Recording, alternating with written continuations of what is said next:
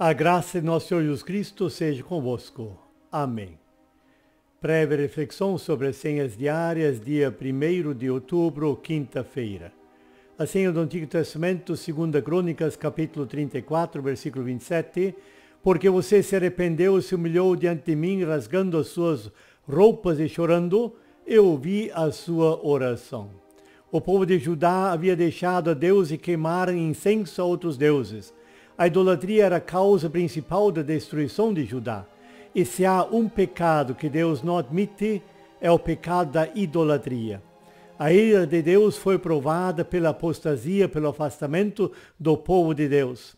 A ira de Deus se tinha acendido e não se apagaria. E essa foi uma mensagem terrível. O rei Josias, em contraste, teve seu coração amolecido e sensibilizado diante das palavras do livro da lei. Ele acolhia naturalmente as realidades espirituais. Josias demonstrou humildade e se humilhou.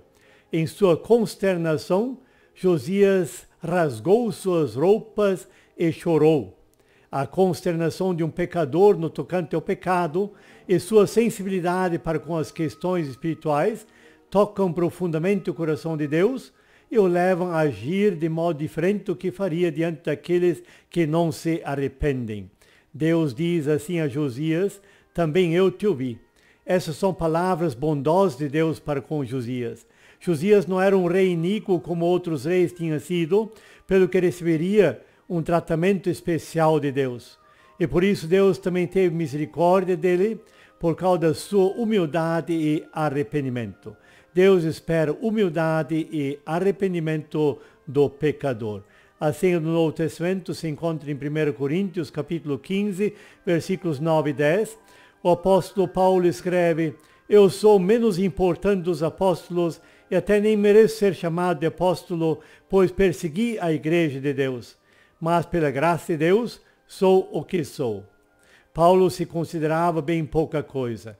Paulo era humilde e reconhecia os seus erros passados e por isso não se achava digno de ser instrumento de Deus, porquanto perseguira miseravelmente a igreja de Deus. A dor de consciência de Paulo se mostra clara aqui. Ele perseguiu a igreja de Jesus Cristo e levou cristãos presos. Não admira, pois, que ele visse a si mesmo como o menor dos apóstolos e que, se não for a graça de Deus, nem ao menos era digno de ser chamado apóstolo. Ele não via qualquer mérito em si mesmo, não conseguia compreender porque Deus lhe considera tão grande graça.